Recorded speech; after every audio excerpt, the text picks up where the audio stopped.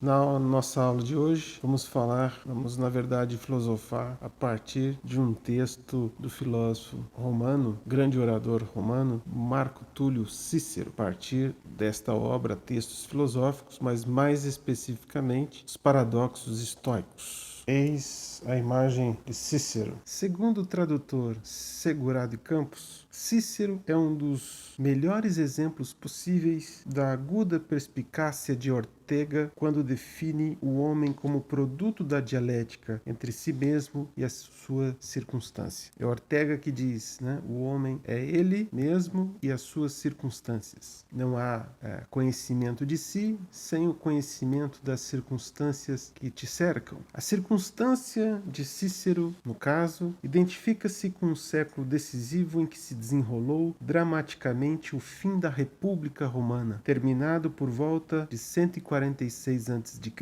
o confronto com Cartago. Roma vive com intensidade o século dos Cipiões, quando, no dizer de Horácio, abre aspas, a Grécia vencida pelas armas venceu pela cultura a potência que a subjugara, fecha aspas. Segurado de Campos continua, dizendo, o sucesso da aristocracia vai dar lugar a breve trecho a um infindável acúmulo de problemas sociais e de lutas civis que só terminará com a vitória de Octávio sobre Marco Antônio e Cleópatra em 31 e a atribuição ao vencedor em 27 a.C. do título de Augusto. É, pois, num contexto de duras lutas pelo poder que Cícero pensa a importância da cultura como fator de avanço para a humanidade. Como aceder à serenidade da filosofia num tempo em que até a segurança física está continuamente em risco. Como combinar com êxito a filosofia e a ação política num tempo em que não é a força das armas que cede o passo aos valores civilizacionais, mas antes o oposto. A primeira obra publicada por Cícero no campo da filosofia é o opúsculo Paradoxos dos Estoicos. Então, é essa obra que nos interessa aqui. Veja que, assim como Sêneca, assim também ocorre com outros filósofos, como Epiteto, com outras escolas, como o epicurismo e Epicuro, a filosofia, nesse período pré-era cristã e um pouco após o nascimento de Cristo, está preocupada com a salvação, digamos assim, do indivíduo. É o indivíduo que é capaz de buscar a sabedoria e exercê-la. Então a filosofia não é só teoria, a busca pelo conhecimento, mas é a busca pelo conhecimento que proporciona uma vida sábia. Segundo Segurado de Campos, Os Paradoxos dos Estoicos, a primeira obra filosófica publicada por Marco Antônio Cícero, são um texto de reduzidas dimensões, composto de um prefácio e 6 seções, consagradas a outras tantas máximas, formuladas de forma paradoxal, isto é, contrárias ao senso comum. Então, no sentido do presente texto, paradoxo nada mais é do que a defesa de uma tese que é contrária ao comum, ao entendimento comum, ao senso comum. O que vale mais? Os bens da alma ou os bens materiais? Qual é o verdadeiro bem? É ser ou ter? Estariam ambas as coisas separadas? É possível ser sem ter? É possível ter sem ser? Ou, como diz Cícero, o único verdadeiro bem é o bem moral. Esse é o título do Paradoxo 1 dos Paradoxos Estoicos, primeira obra filosófica publicada de Cícero. E nesse Paradoxo 1, o único verdadeiro bem é o bem moral. Isso significa que nenhum outro bem é um verdadeiro bem. E o paradoxo aqui está relacionado exatamente ao fato de que a tese, essa tese que acabei de dizer, é contrária ao senso comum. No senso comum, o que vale é o dinheiro, o que vale são os bens materiais. Na prática, você não faz nada sem esses bens, você não vive bem sem bens. Mas o que é um bem? O que é o bem? Será que Cícero nos ajuda a responder a essas questões? No Paradoxo 1 ele diz, passo a leitura, receio bem que algum de vós esta sentença, qual sentença? O único verdadeiro bem é o bem moral. Pareça provir das discussões habituais entre os estoicos e não seja fruto do meu pensamento. Ainda assim direi o que penso e diluei até mais concisamente, ou seja, resumidamente, do que um assunto tão importante exigiria. Juro por Hércules que nunca considerei o dinheiro destas criaturas, as suas casas luxuosas, as propriedades, os altos cargos ou os prazeres a que se entregam de corpo e alma como bens verdadeiros e por conseguinte desejáveis, sobretudo porque vejo que não desejam afinal senão aquilo mesmo que já possuem em abundância. A ganância é uma espécie de sede que nunca passa, nunca se sacia, e as pessoas vivem atormentadas não apenas com o desejo de aumentar o que já têm, mas também com medo de o perder. A toda hora sinto a falta daquela sabedoria que caracterizava os nossos tão regrados maiores, pois muito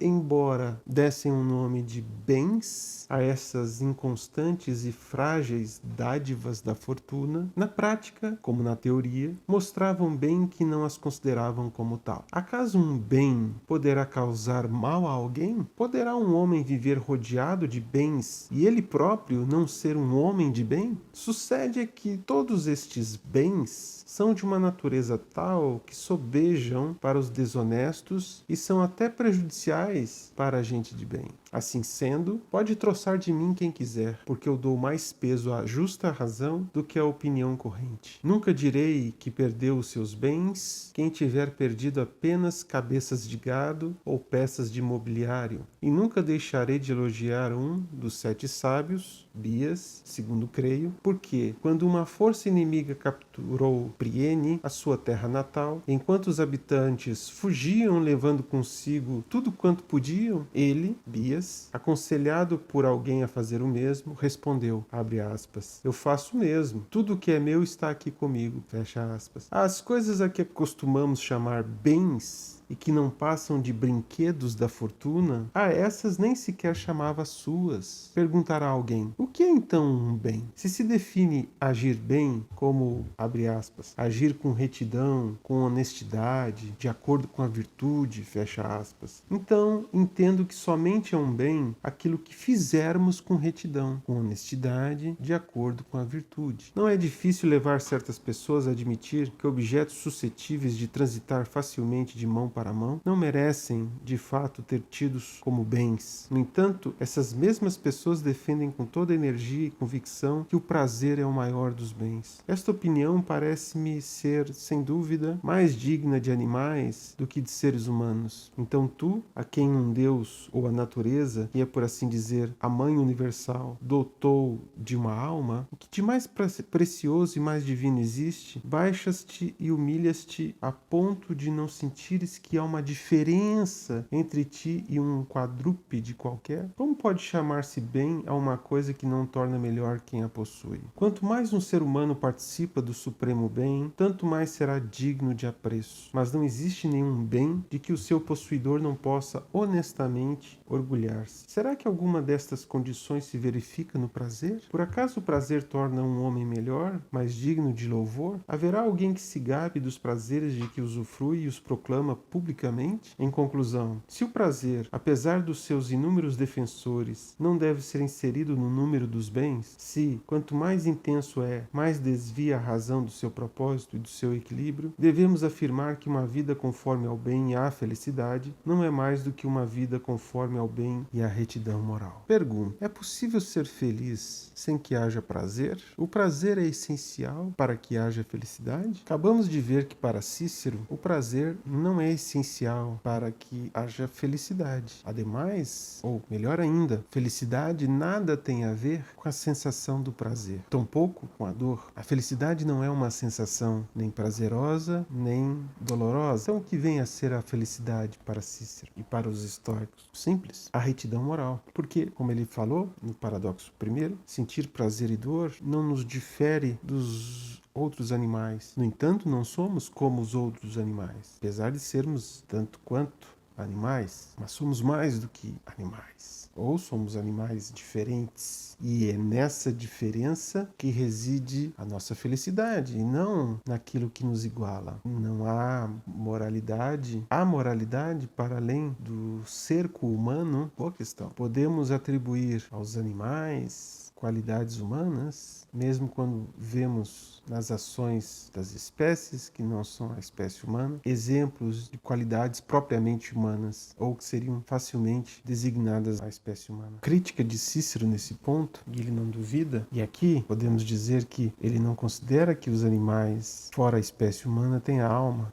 porque alma é algo que a natureza nos dotou, ou Deus, como ele diz Cícero. E Cícero diz: a ganância é uma espécie de sede que nunca passa, nunca se sacia. E as pessoas vivem atormentadas não apenas com desejo de aumentar o que já tem, mas também com medo de o perder. Ou seja, desejo e medo. Desejo por mais daquilo que se já possui, em alguma medida, e o medo de perder o que já se tem, em alguma medida. Então, entre a ganância e o medo. Você chamaria alguém feliz nesse estado, por mais que tenha posse de bens? Esses são bens, segundo Cícero, inconstantes e frágeis dádivas da fortuna. E aqui se sucedem argumentações em que Cícero mostra que a felicidade não está implicada nos bens, nem no prazer. Então, o que é um bem? Se não é nada tem a ver com prazer, nada tem a ver com as riquezas materiais, ou a posse de qualquer coisa que outros desejam e não têm. Se define agir bem como agir com retidão, com honestidade, de acordo com a virtude, então entendo que somente é um bem aquilo que fizermos com retidão, com honestidade, de acordo com a virtude. Tem a ver a felicidade, portanto, o bem com o bem e o bem com agir bem. Não é ser considerado bom, é ser bom de fato, não é a reputação, é o agir bem. E para confirmar essa tese de que os bens materiais ou o prazer de possuir bens nada tem a ver com a felicidade real, diz Cícero: não é difícil levar certas pessoas a admitir que objetos suscetíveis de transitar facilmente de mão para mão não merecem de fato ser tidos como bens. No entanto, essas mesmas pessoas defendem com toda energia e convicção que o prazer é o maior dos bens. Ou seja, mesmo aqueles que defendem o prazer podem até defender que não sejam os bens algo que se deve dar valor de fato, mas ainda assim defendem o prazer como o princípio da vida feliz, ou como o maior dos bens, como diz Cícero aqui. E a crítica de Cícero a esse tipo de concepção de felicidade consiste no seguinte: esta opinião que associa prazer à felicidade parece-me, diz ele, parece-me ser, sem dúvida, mais digna de animais do que de seres humanos. É porque o ser humano não é como um quadrúpede, que é o que ele fala em seguida. Os animais, e assim o lado animal do ser humano, é suscetível às dores e aos prazeres. Isso nos iguala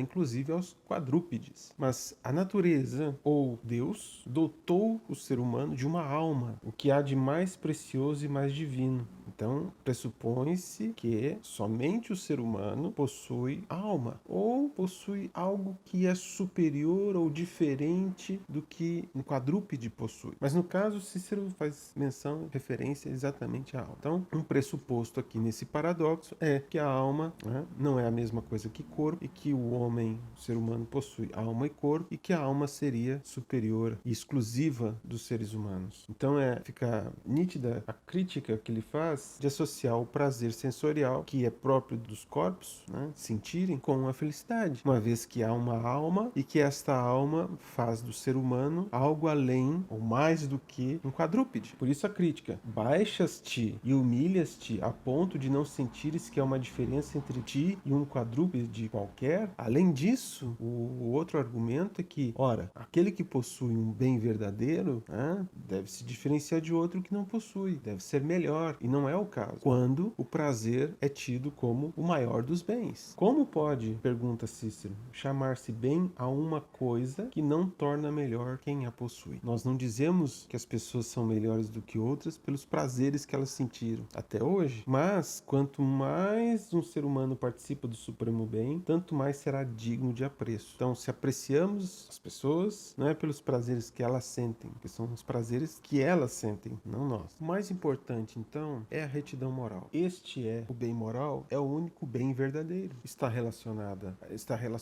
à alma, de forma alguma, com o sensório, as sensações de prazer, as sensações dolorosas, muito menos. Então, nesse sentido, nenhum dos outros animais, quadrúpedes ou não, são felizes. O único capaz de usufruir de alguma felicidade é o ser humano, porque o ser humano é o único capaz de atingir o supremo bem, o bem moral, e de agir moralmente nesse sentido. porque é o único que possui razão, presente da natureza ou dos deuses. É isto ou não?